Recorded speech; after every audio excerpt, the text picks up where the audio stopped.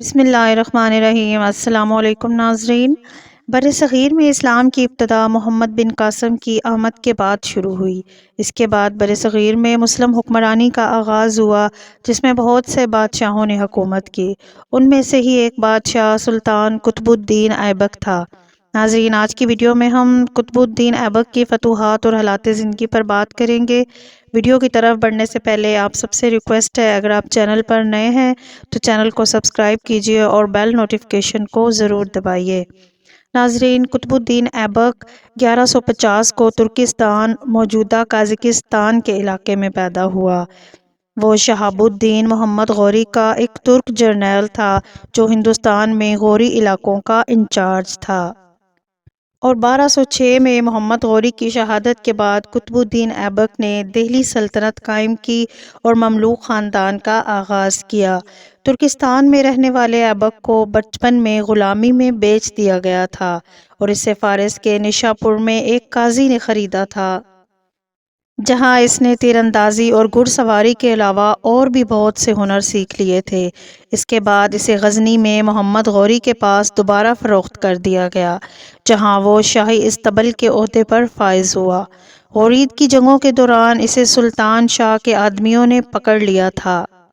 جب غورید فتح ہو گیا تو اسے رہا کر دیا گیا اور شہاب الدین محمد غوری اسے بہت زیادہ پسند کرنے لگا۔ 1192 میں ترائن کی دوسری جنگ میں محمد غوری نے فتح کے بعد قطب الدین ایبک کو اپنے ہندوستانی علاقوں کا انچارج بنا دیا۔ قطب الدین ایبک نے چمچانا، گدوالا، چندیلا اور دیگر سلطنتوں میں کئی مقامات کو فتح کیا اور چھاپے مار کر کئی شمالی ہندوستان میں غوری طاقت کو بڑھایا۔ جب 1206 میں غوری کا انتقال ہوا تو قطب الدین ایبک نے شمالی مغربی ہندوستان میں غوری علاقوں کا کنٹرول سنبھالا اور ایک سابق غلام جنرل تاج الدین یلدز کے ساتھ جنگ کی۔ اس مہم کے دوران اس نے غزنی تک پیش قدمی کی، اگرچہ بعد میں اس نے پسپائی اختیار کی اور لاہور میں اپنا دارالحکومت قائم کیا۔ اس نے برائے نام طور پر شہاب الدین غوری کے جانشین غیاث الدین کی حاکمیت کو تسلیم کیا تھا، جس نے اسے سرکاری طور پر ہندوستان کا حکمران تسلیم کر لیا تھا۔ شہاب الدین محمد غوری نے قطب الدین ایبک کو ہندوستان میں اپنا نائب مقرر کیا اور اپنی اکلوتی بیٹی کی شادی آپ سے کر دی اور آپ کو دہلی اور اجمیر کا گورنر بنا دیا۔ قطب الدین ایبک نے 1206 میں اپنی تخت نشینی کا اعلان کیا اور 4 سال ہندوستان پر حکومت کی، اور آپ نے ہی 13ویں صدی میں ہندوستان میں اسلامی قوانین کا پرچم لہرایا، جس نے ایک مہذب اسلامی ریاست کی تشکیل ہوئی۔ اس حکومت کو خاندان غلامہ کہا جاتا ہے۔ قطب الدین ایبک کے بعد بھی یہ حکومت 1290 تک چلتی رہی۔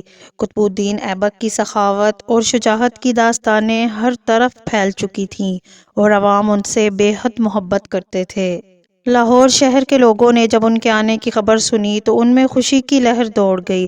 1206 میں جب وہ لاہور آئے تو ان کی تاج پوشی کا جشن منایا گیا۔ ان کے عوامی بہبود کے کاموں کی وجہ سے وہ عوام میں بے حد مقبول تھے۔ قطب الدین ایبک اپنی رعایا پر بہت مہربان تھے۔ عقیدت سے لوگ ان کو لکھ بخش اور لکھ داتا کہتے تھے۔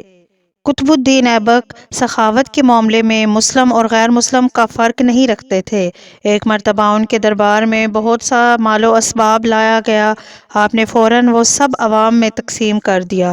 قطب الدین ایبک پولو کے بہت شوقین تھے اور یہی کھیل ان کی موت کا سبب بنا۔ قطب الدین ایبک کی وفات 1210 میں پولو کھیلتے ہوئے گھوڑے سے گر کر ہوئی۔